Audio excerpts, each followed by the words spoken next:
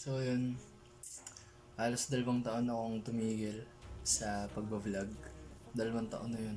Yung last upload ko siguro sa YouTube ay hindi ko na alam kung ano.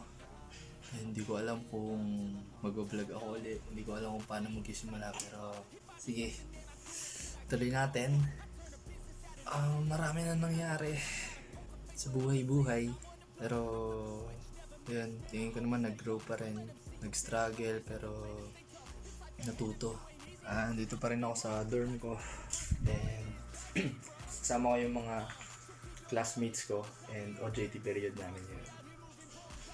So, third year mechanical engineering student ako. And kung papalarin, 1 year na lang at makagraduate na tayo. Kung hindi tayo magkakaroon ng bagsak or mapasa natin yung pre-boards, 1 year na lang magiging engineer na tayo.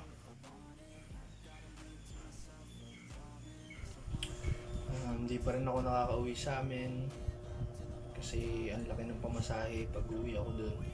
Kasi ang gusto, pag uwi ako sa amin, dapat masulit ko mga 3 days pataas. Dapat yun ang katagal yung walang pasok. Ngayon, OJT period namin, tapos tuwing linggo, nagjo-duty ako. Working student ako sa isang fast food service crew. Wala tayong masyadong ginagawa, nakakapaglaro ako dati. Pero ngayon, di ko na masingit dahil nakakapagod yung galing ka sa duty, tapos isipin mo, pahinga na lang. Ang hirap isingit sa oras. Gaya ng iba, ayaw ko rin mag-invest ng oras sa pagtatrabaho. Gusto ko balang araw magkaroon ako ng business, at kung paano gagawin yun na hindi ko pa alam, pero yun yung balak natin, magkaroon ng business, at yun ang makatulong sa atin para maging successful. Malam ko hindi madali, pero tingnan natin kung ano magagawa natin.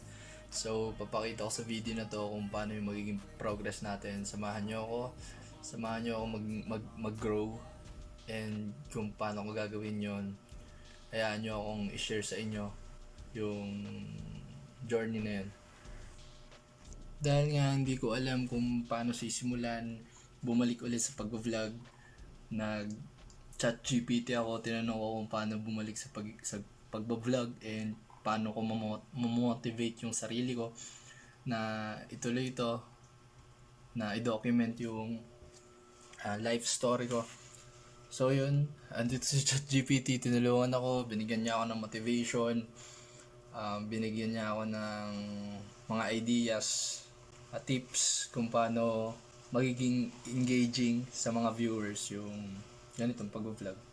Sabi niya, hindi mo naman kailangan ng title, hindi mo naman kailangan ng perfect na buhay, perfect na setup. Kailangan mo lang maging totoo ka sa sarili mo, or just show up consistently. Yun lang sabi ni ChatGPT, be honest, show who you are. So yun napapakita ko sa dito sa channel. Ito yung Bugog TV Season 2. Baka nyo yan.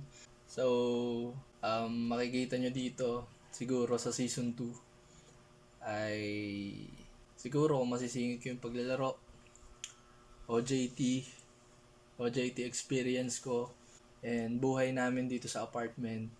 And yun lang, samahan nyo ako sa journey ko, samahan nyo ako mag-grow. Kung isa ka sa mga nakarelate sa ganitong setup, kung curious ka sa journey na to, so please subscribe. Yun lang, samahan nyo ako mag-grow, one step at a time. Gagawin ko na yung outro ko. Subscribe!